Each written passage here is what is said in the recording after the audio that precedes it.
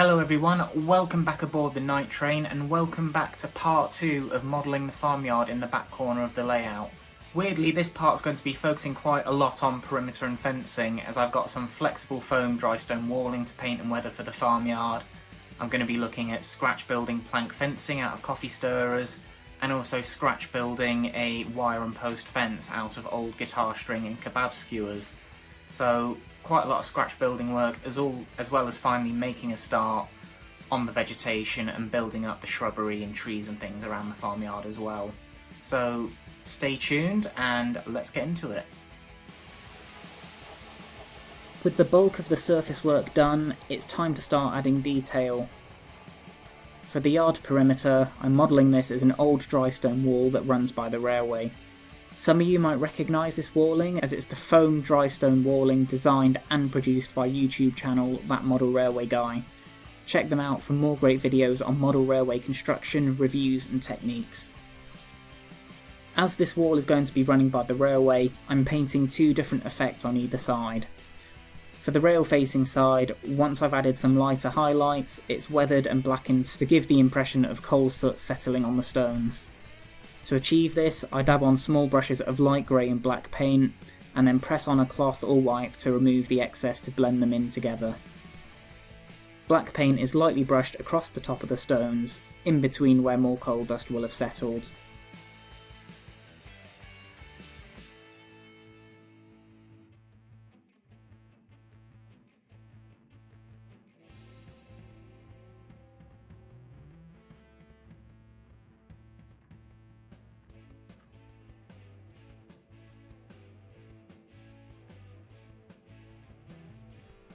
For the farm facing side of the wall, I use the same techniques again, but to produce a lighter stone effect.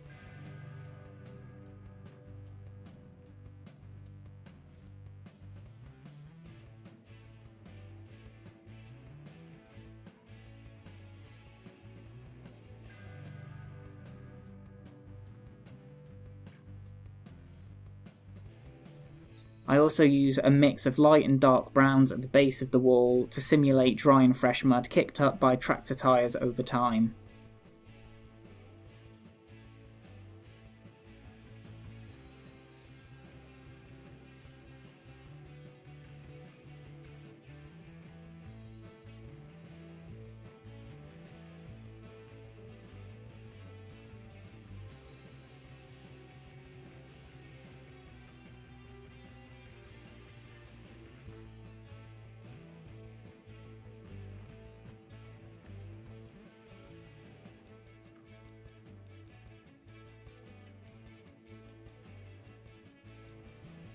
For the end going at the edge of the boards, I've trimmed off the connecting section with a craft knife.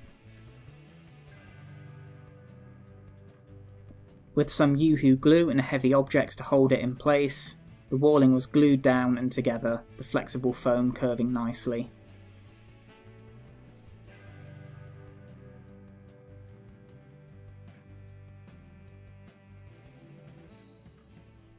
After adding another small wooden fence to mark out the edge of a field, I used some hairspray to apply another longer layer of static grass in the area that was ungrazed to contrast with the grazed field. I took care to mask the track work and direct the spray to where I wanted it to go.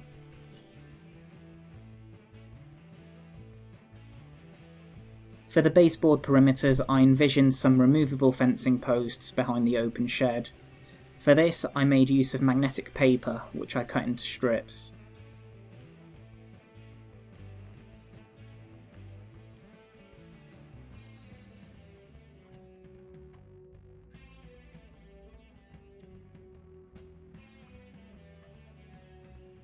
For the fence itself, I turned to my timeless collection of coffee stirrers that I've built up over the years. Cutting these to length, I gathered up small inch-long planks, calculating the number I needed using the planned length of the fence and the width of the coffee stirrers.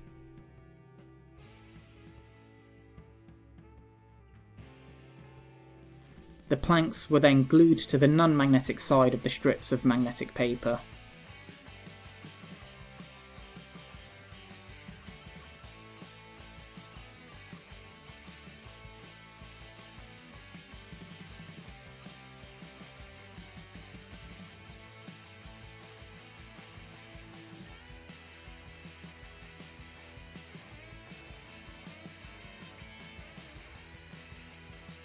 On the back of the fence, some coffee stirrers were glued lengthways to improve the rigidity and combat the flex of the paper.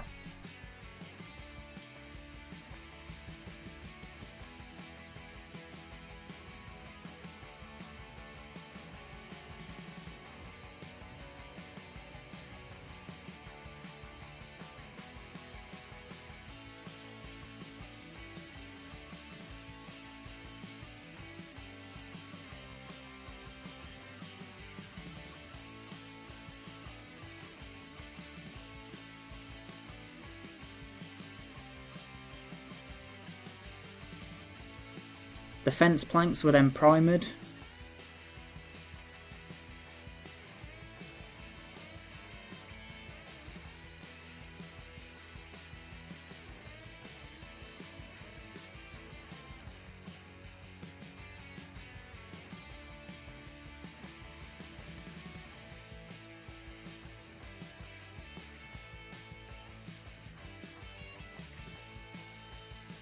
A base colour of Revel Earth Brown was then applied.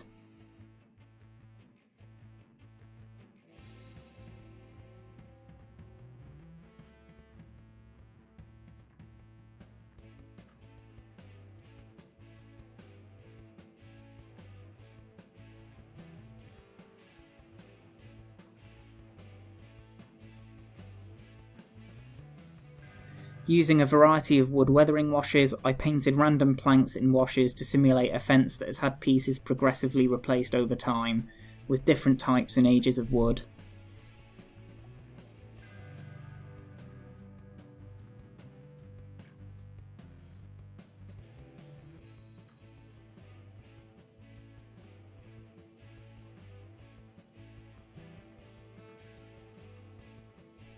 Having glued the other magnetic strips to the edge of the baseboards, the fences easily drew together with magnetism to stay in place.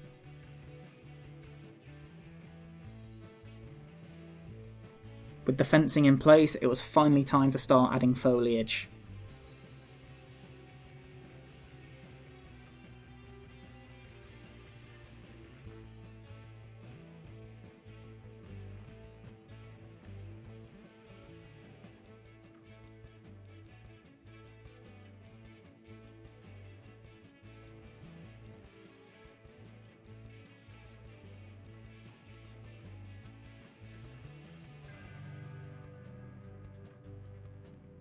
For the back of the embankment by the farmyard, I wanted an abandoned rusty wire fence inundated by overgrowth.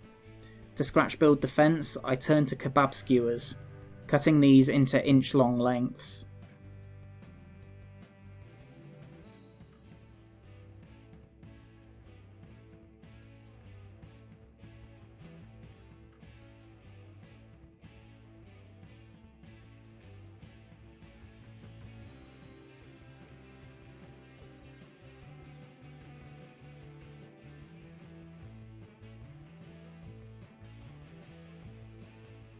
I filed off the ends to remove any overscale splinters.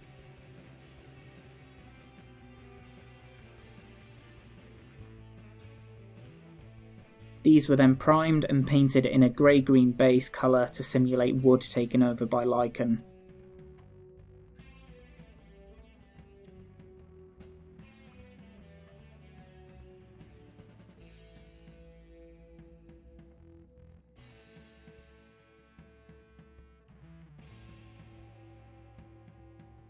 To fit the fence, I drilled holes into the embankment at the back of the board, making sure the holes were big enough for the skewer posts. A guitar string was used for the wire, tied around the first post in the fence. With the first post in place, I drilled small holes through the other posts and threaded these along the guitar string, slotting them into the pre-drilled holes.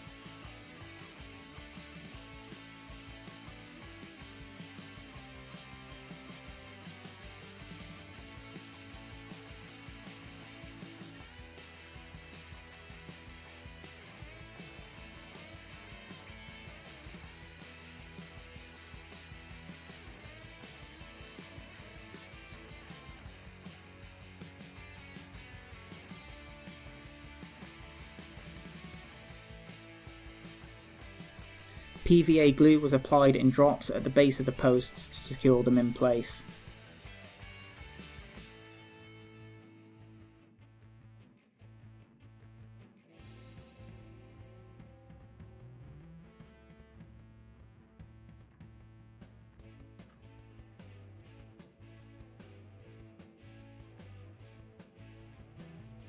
Once dried, rust weathering powder was brushed along the guitar string to give an aged, abandoned aesthetic to the metal.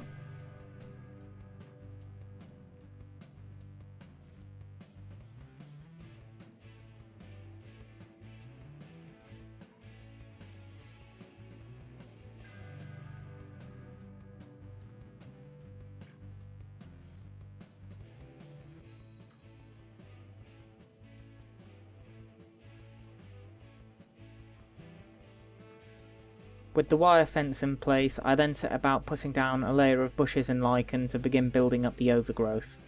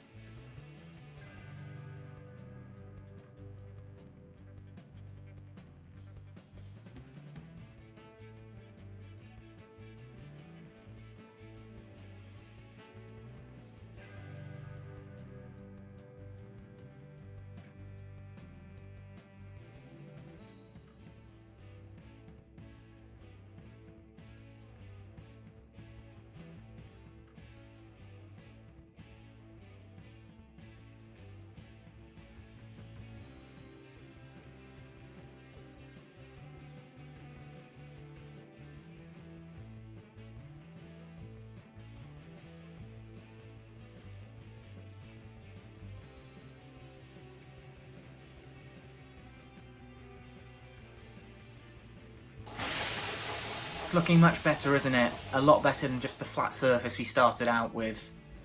I was only expecting this farmyard to take up one video on its own, but here we are, 2 videos in, and it's still not finished, so there is going to be a part 3 coming along as well.